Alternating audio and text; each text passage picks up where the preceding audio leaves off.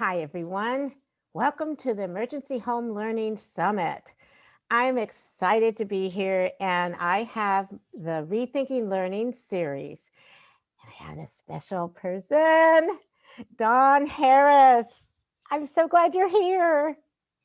Hi, Barbara. How are you? I'm glad to Oh, be here. I just love that you wanted to do this with me. And when we started talking about what we were going to talk about, it's all about getting in the flow. We were in the flow. I agree. We were. It was just kind of magical how it was happening, right? As we were talking and like merging our ideas, it just unfolded. And I think it's really beautiful. I think everyone's going to enjoy what's here. So I'm excited to share. Oh, and wait till they see all the resources and everything you shared. So our title is Engaging Learnings to Get in the Flow During Uncertain Times, and these are. So I put in both of our Twitter handles, but you'll also know that this slide show, the presentation is going to be in a PDF, and we also have a handout that will be included, but I put in the bit.ly on the lower left. If you haven't registered, then down on the lower right, you'll see the URL you can use to register. Oh, we never knew that we could do this.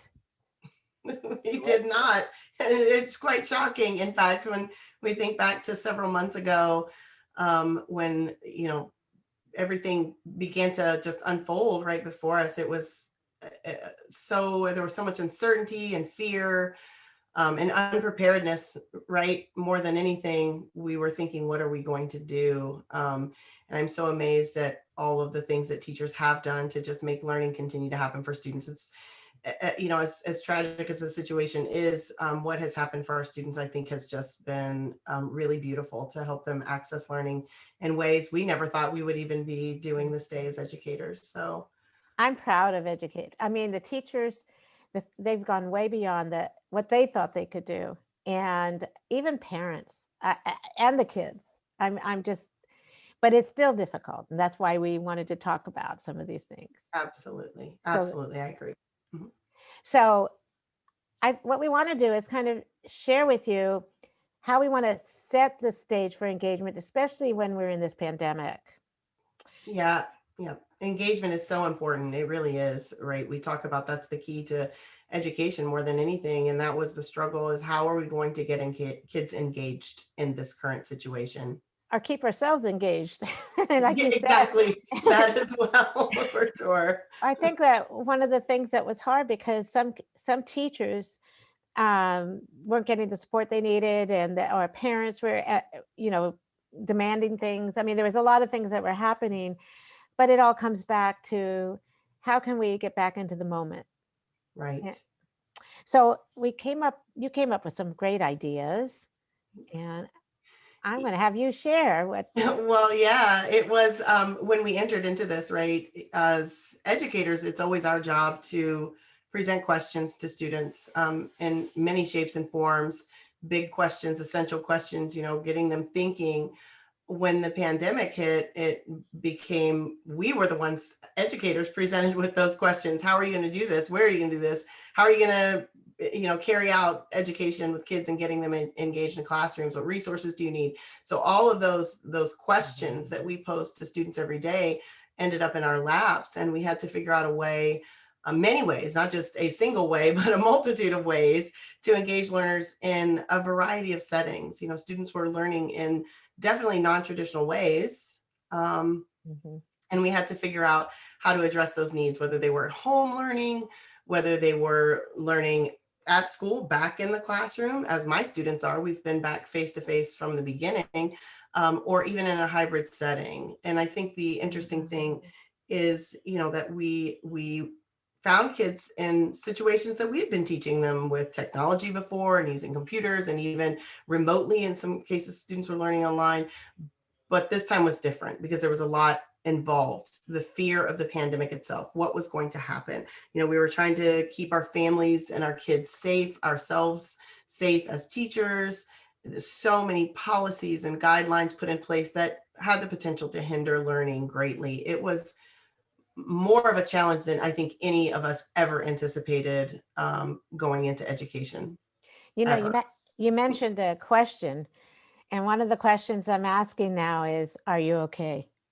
I mean, right away, just want to find out where you are. And I got that from Keisha McDonald because I was asking, how are you doing? And she said, that's opening a Pandora's box. You really want to just find out if they're okay right now. Yeah, absolutely. That is a new essential question in teaching in the COVID age, as I like to refer to it, right? We have to check on one another. We have to check on our students. It's so important because we know that if somebody's not feeling okay, for sure learning isn't going to occur. And if our teachers are not okay, effective teaching isn't going to occur. So it's definitely important. You're right. We're looking out for one another. Yeah. Well, I love that. And that these essential questions, when I did a lot of questioning work, I had the kids come up with essential questions. Yes. Can you do that now too? I mean, Oh yeah, we can for oh, that's sure. good. That's Every good. day we've been doing it. You know what? I didn't even have you introduce what where you teach and Yeah. tell just a little bit about that, and then we move on. I'm really sorry. I usually do No, it's okay. I was just that. excited to get in here. It was super excited to talk about what's going on. Yes. School's been fantastic this year. We, as I mentioned, my district, I work in a small district in Southwest Ohio, just north of the Cincinnati area, about halfway between Dayton and Cincinnati. And we did return to full, classrooms. We're taking measures to ensure students are safe, right? Social distancing when we can, keeping things clean and tidy. But we're back. We're back in the classroom and we're learning. And it was a little challenging at first, just getting kids acclimated, but it's been fun. I also teach in pre-service education, pre-service teaching education at Wright State University, which is a local university here in the Dayton area, adjacent to Wright-Patterson Air Force Base, which is nearby.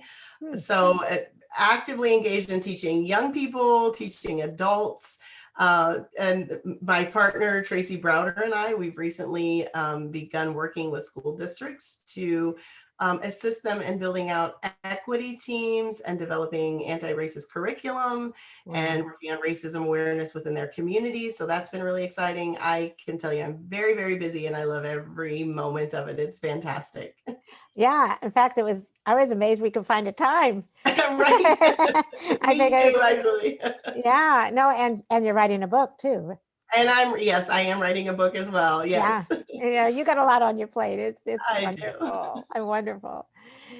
So the whole idea of the pandemic, we think we can continue teaching like we always did, but you were able to go back, but not every teacher, some are doing it remotely. So Absolutely. you came up this, I love the slides. Why don't you explain a little bit what you were thinking here? Yeah. So back in March, when because we did go remote in March, my district, when everything was really starting to shut down, at the beginning of COVID teaching, right?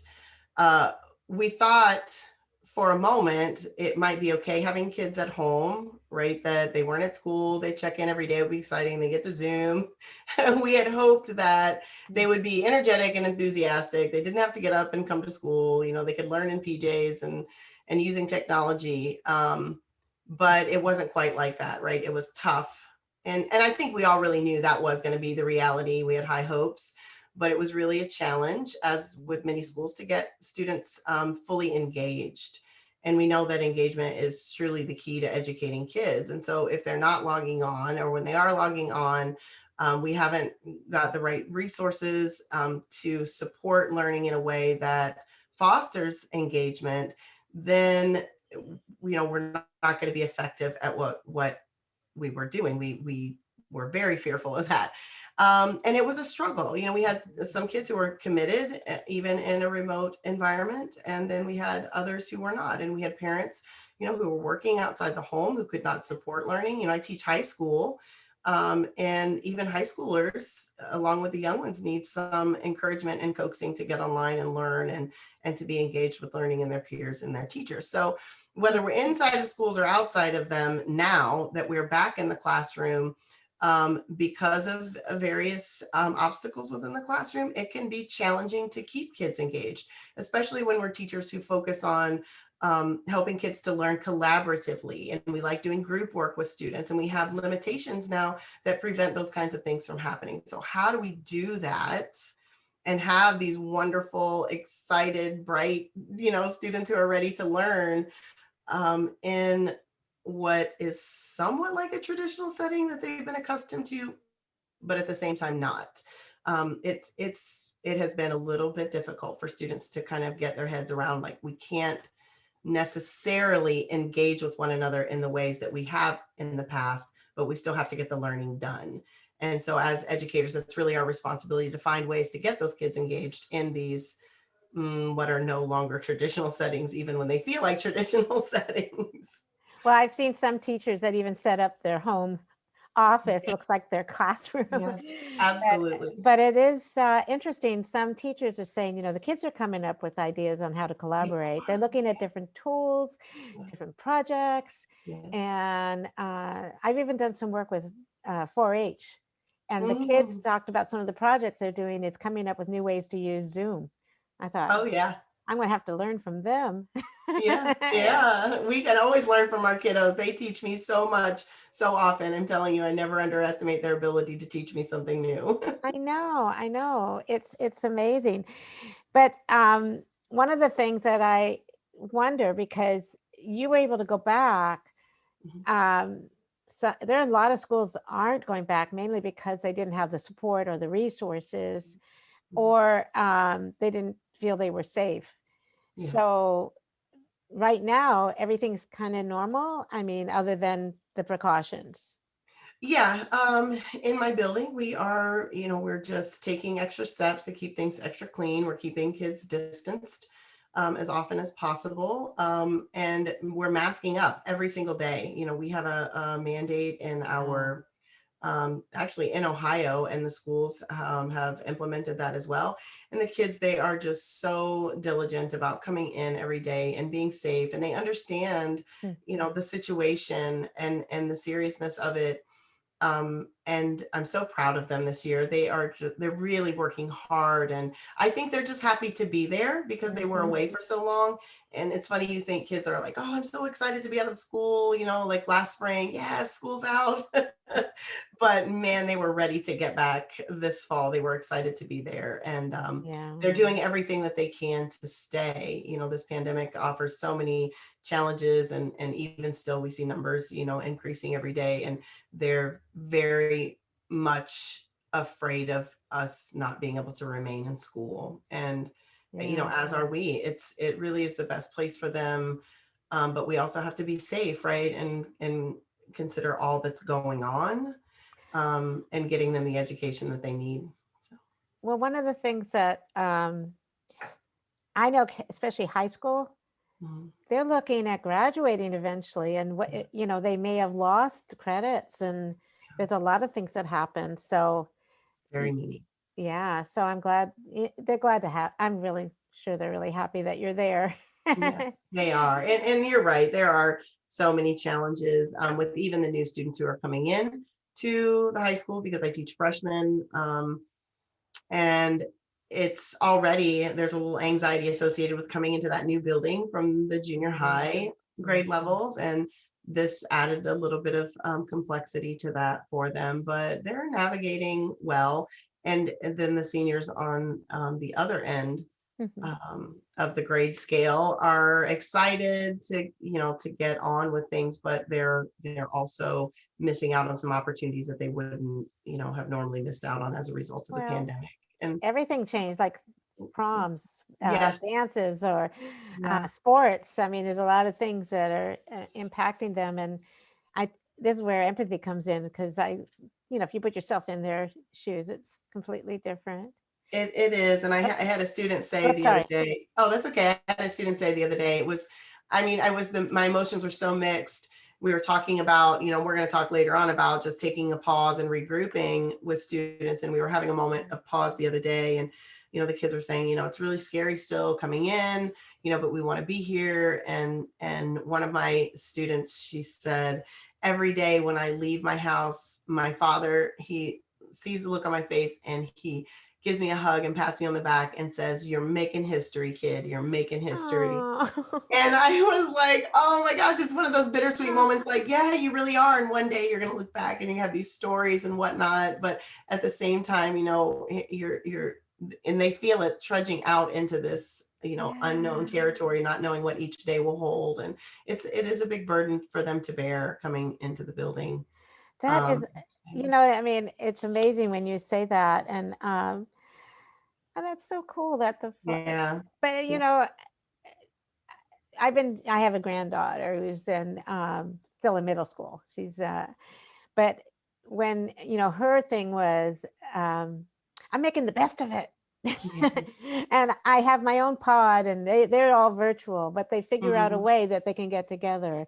And Yes. that's the thing that I'm hearing most of the time is that they're not back. So yours is kind of um, unique, really, from what Yeah. I'm hearing. But I think maybe high schools really want the kids because they are more independent. Yeah. And there really is a lot at stake when we think about high school.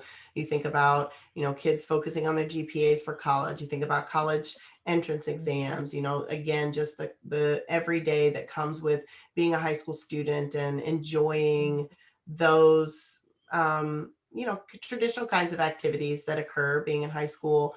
Half of the fun is really just being at school and being with your friends and it's I think it's important for them to be there. It's very important for them to be safe, and we always want them to be safe. But I know that my district is taking steps to make sure that happens for students, and that's the most important thing. As long as we can keep them there, I think we should. But also, we do also have a group of students who are learning remotely online because we did give parents the option, and students, if they didn't Ah, feel comfortable, they do have a remote learning option available as well, which is nice. The only thing we aren't doing right now is any kind of hybrid learning, where we have students learning part-time online and part-time in person. So I am glad that some of our students did have the option to learn online. The families were able to yeah. make that decision for themselves. I think it depends on the families too. Yes. Yeah. I'm This is one of the things that, well, wait a minute, I'm going back. I want to make sure because I was missing there was a slide that was missing, unfortunately. But um, one of the things that you mentioned was if, some of the kids are not prepared because the families aren't prepared. Yeah. Yeah. And I want to make sure that we cover that part. Yeah. We just need to make sure that when we are, especially now, obviously, even before, we always want to make sure that family and parent contact, caregiver contact Mhm. is something that's at the forefront of what we do, right? And making sure that families know what's going on with their students.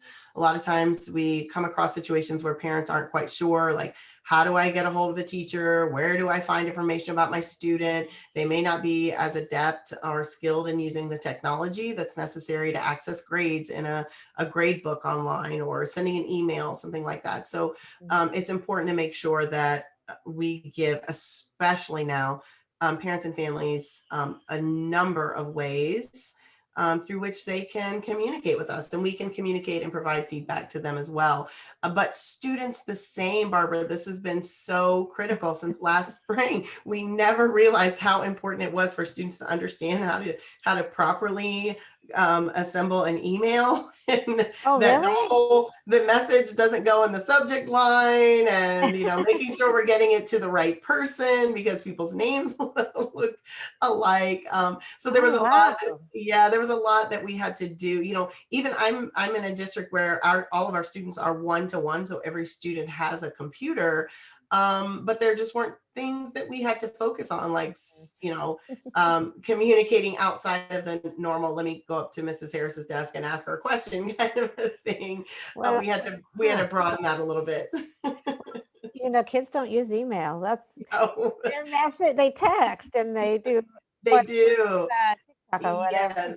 It's not And that. it became very apparent in those emails that they are adept at texting, because we had a text a lot of text lingo. And so we had to address that, in addition, helping kids to be able to communicate and helping parents to be able to communicate in this new environment. So that's Hmm. been really important, giving them a number of ways through which they can access us and information about their That's children.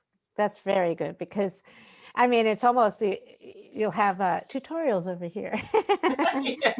or you have like I worked in Oakland School District, and we used to have they had their own TV station, and the kids would run it and run. Now, if you want to go here, you go over here. You know, I could just see them doing that. It would be so cool. So now I want to go to the one on organization because this might take it a little step further. You did mention some things, but this is really cool. Yeah. So first and foremost, the syllabus for me is always, really important document that I make sure that students and families have every year. And I think, the good majority of teachers provide information to students and families about how they can access important information related to the class, what's going on in the class, not just what you need or what the classroom policies are, but especially with making the shift. Because even in the one-to-one environment that we were in, we were still passing a lot of papers and things back and forth. Now we want to try to eliminate that contact and going completely with tech. I made sure to integrate into my syllabus the class codes to the technology that we're going to be using throughout the year. So they had those readily available. Accessing my Snapchat where I post information about assignments. And That's I tell them all cool. the time, like, I'm not following you back. You can follow me. I don't care what you're doing on Snapchat. I don't want to know. But if you want to know what's due on Monday, then you should follow me because Do you I'm going have to all tell you. do you have all the cute little things on you and Sometimes. Mostly it's just a snap of the assignment and like, this is due, right? Get this done. oh, that's But cool. I wanted to make that syllabus just a one-stop shop, not, page after page after page. Yeah. Because the really great thing is working, we use the Google suite of products for learning in our district. And once parents are involved in that process and they become part of the classroom experience, then they have really access to all of the active Mm. learning that's going on through Google Classroom. I think that's So the next slide, right? is it, it may be, Yeah, there it is. There it is. yeah, it is. It is. We do talk about though the way that we communicate. I told students though, it's not necessary that we have to even communicate via email because in Google Classroom, you can use private comments and those private comments come right into my email anyway. So Mm. if you're actively working in the assignment and you have a question, just type a private comment. It will pop right in my mailbox and then we've saved an entire step. And because it's in the assignment, I already know what you're talking about. You don't have to explain, hey, Mrs. Harris, that assignment where we were going to do a storyboard for Of Mice and Men. Oh, you're commenting right from that assignment. I know what you're asking me about. So it's been really helpful. But Mm. inviting students to the classroom has been key and making sure early that we get the guardians invited, whether it's I reach out to them or a lot of the parents know they've been in the system, our school district a while. They know we use Google and the first thing they do when the kids come home is, I'm logging into your classroom. What's your class code? Let me get in there as a parent. So, Cool. it's been really good having parents. We've a good percentage of parents and guardians who join into Google Classroom to see what's going on and what their learners are engaging in each day. This slide, you see at the bottom, it says third period honors English there. One of the things I did differently this year, and I learned this from Alice Keeler, I'm so excited about it. I wanted to change my Google headers this year. And I was looking for, it's amazing, I stumbled across it. I was looking for what were the dimensions for the Google banner for Google Classroom. And of course, this pops up and it was, as I mentioned, from Alice Keeler. And I was like, this is brilliant because kids all the time, they go to the first page in Google Classroom and it's just a stream of everything that's posted. Nothing is Mhm. organized or categorized. It's just put up there in the order that I added. Well, Alice Keeler said, no, look up there, not down here. Go to the classwork tab. And so this Good for Bitmoji her. finger says go to classwork. So when they click on classwork, then you can see in the image above, we have all of these topics. And right now we are in the midst of our horror unit. It's super exciting. And so you can see this is a snap of our classroom last week, but the kids can just go right to the topic that we're focusing on and find their assignments. And it's so much easier than they're scrolling through like, where was that? And that stream is just so filled with stuff. The other thing that we started to use this year was the Google Calendar. I was really surprised at how few students realized that they can actually see their assignments. I always tell myself, Dawn, don't take anything for granted. Don't assume kids know things. And yet I do. Why?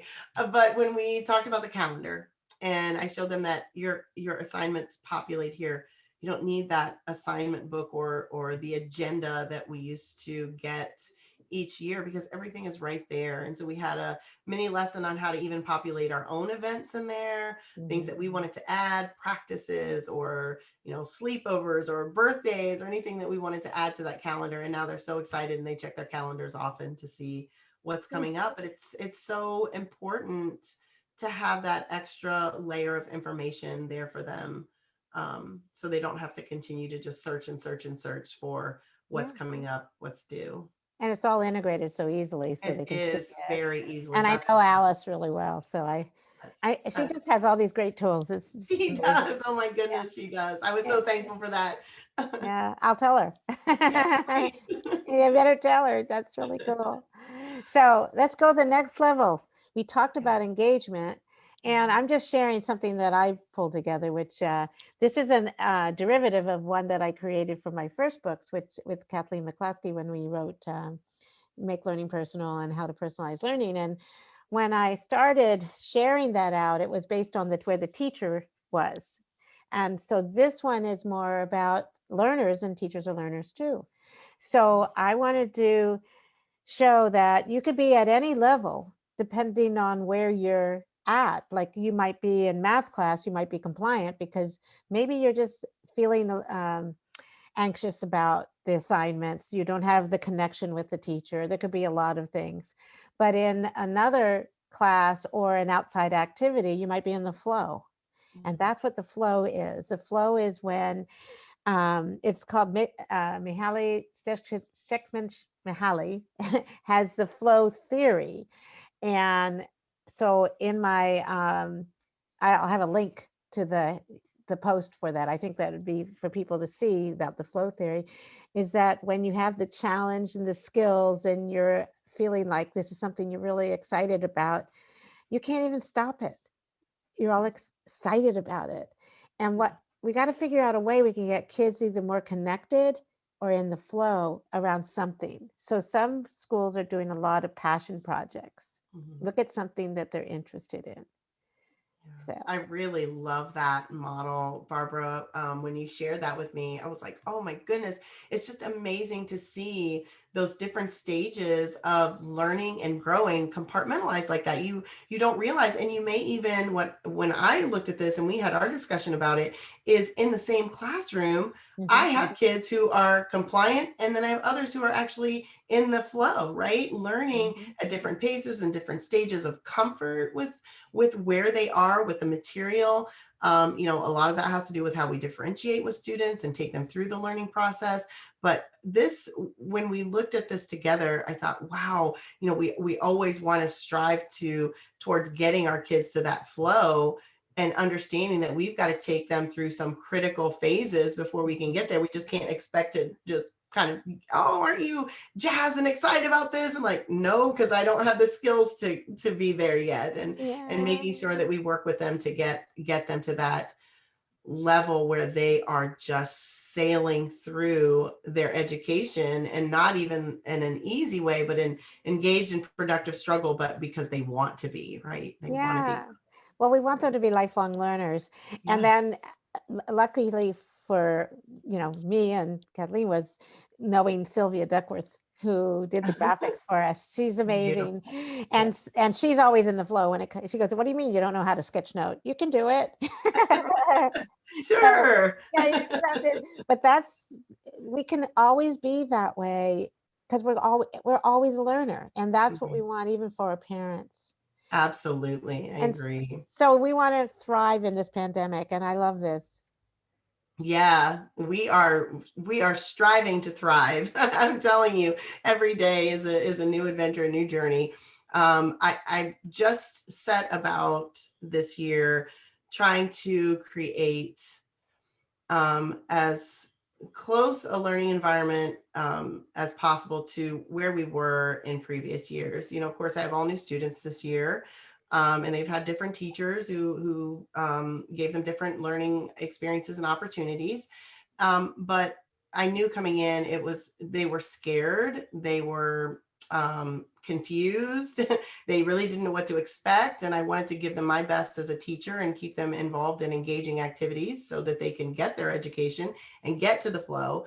So Mhm. we had to get a little, I guess, I wouldn't say untraditional, because I think all the things that we're doing are still the kinds of activities that, well, for sure I would have engaged in the classroom, but just kind of taking things to a new level. And so just a few of the things that we've done this year already. You talk about passion projects. We have really taken the dive into passion projects head first this year, but this is the Oh, first year I'm using Wakelet I for love students Wakelets. to, yes, basically curate all their research. They're building out their learning about their topic even further. And what we've done with passion projects in Wakelet this year is we have turned them into persuasive passion projects. So they Ooh. are not, of course, basing their projects on background knowledge, but research that brings an unbiased, unopinionated perspective to their particular passion, and they're sharing those out with others to persuade them that they should pursue these passions as well. So it's really exciting, really Oh. very exciting. We have gone. You can see we're outside there. We're doing Socratic seminar. We couldn't do it in the classroom, because of limitations with space and so forth. So we said, let's take it outdoors. We brought our chairs out, we brought our books out, and we just sat down and had some really great discussion there about 1984, One Word 2020, which I discovered through Meredith Johnson and Book Camp PD. She shared that, and I took that with kids, and we just ran with it. And you see our word wall there. We did possibility questions. You talk about writing our own questions. So a couple of my students there on the whiteboard, we were working through some possibility questions that Tara Martin discusses in her book, which are fantastic. So we read Night, and we were coming up with questions like, those what if questions, or what are some ways, or how might we? And it was pretty exciting. We've partnered with Melissa Hayes and her students in Columbus, Ohio. So Ah.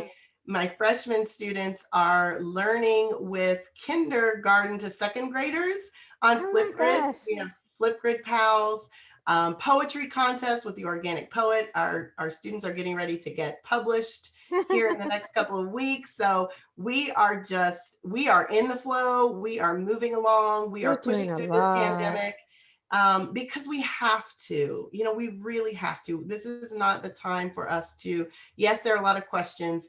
Yes, there are obstacles. Yes, we're having setbacks. But we just can't stop. We have to keep pushing forward for our kids. It's wonderful. And then you mentioned this, Yeah, pausing to regroup. yeah. This is so important. Well, we Yeah, have to do this. we do.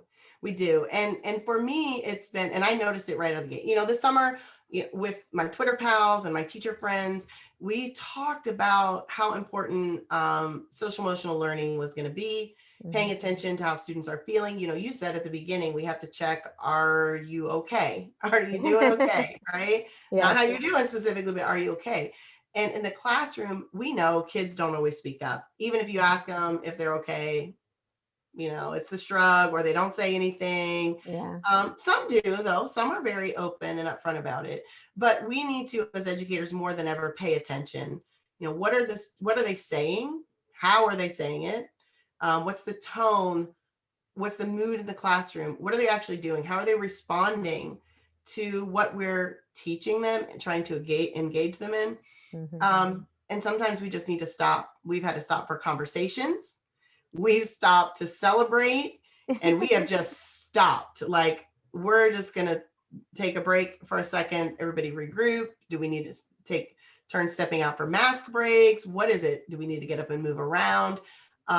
We have to pay attention to what our kiddos are saying to us with their mouths, with their bodies. It's a Yeah. really trying time for everyone, and a lot of people that we need to take care of in that classroom every day.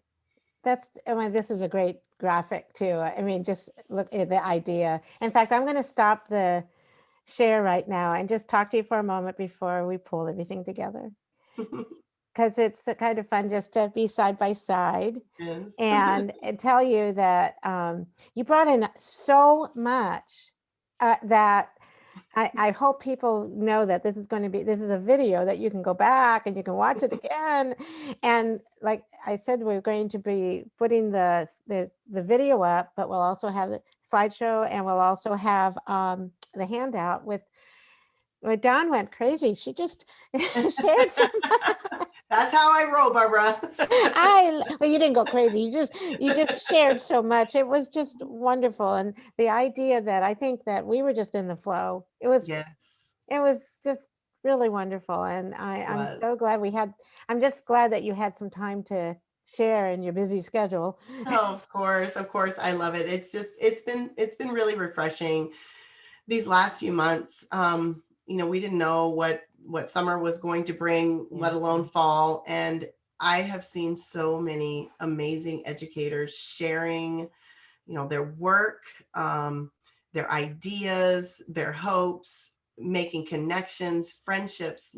Just, it's amazing Yeah. to have such a network. You think about the people that we're connected to and how many people we're connected to. And I truly feel like any one of those people I could go to if I needed help or support Yeah. with something. And that in and of itself is a silver lining in all of this, the connections that folks have made with one another, because we really do need each other in this time. We don't know how long this is going to last. We don't know how long we're going to have to mask up, or before there's a vaccine, and if there's a vaccine, who's going to take it, how that's going to go. We haven't even got to that point yet, but we are here Yeah. for one another, and that has just been a blessing, a tremendous blessing. Yeah, and I really feel it's a blessing that I got to know you. It's been Same. wonderful, and the thing is that we have a lot going on. We have an election coming up. Yeah, We have we a lot sure of things. do. We have Yes. a lot, and I'm sure your kids probably talk about a lot of things. And I think it's a really is a blessing that you can be there with them. That I know a lot of teachers are hurting inside. They just really miss their kids, and so but I can tell you, I just this is going to one of my highs. I'm just so happy to be here. So thank you so much for sharing this. Is there anything you just want to pull it all together about the flow or engagement that I I just think it's key. Any way that we can find to engage students is going to be critical. We can't afford to, I don't want to say make excuses, because we could find all the excuses in the world. Mhm. And honestly, that's the last thing I'm seeing teachers do right now. But we've also got to care for ourselves in the process. It's so important that we take care of ourselves and find time to just kind of refresh ourselves, take a break if we need it, so Mhm. that we can continue to be there for kids. I just gave you a glimpse of my classroom, and it's busy. We're busy all the time. I'm busy all the time. The kids are busy while they're learning. And that's important, because it does help to kind of keep our mind off other things. But I just encourage every teacher, find, like you said, the way you get into your flow in your classroom as an educator. We have our flow as well. And when you're there, when things are just Mhm. smooth sailing. Acknowledge those successes and the failures and grow from them. And it'll be okay. And I know we will get through all of this. There's the other side of this. And when we're through it, I think about, what we're going to know. And wow, it's going to be It'll phenomenal. be another book. It will be, right? Oh, thank you so much, Don. This has just been Thank you. amazing. I appreciate you having me here, Barbara. I really do. Thank you. Oh, you're welcome. Take care of yourself.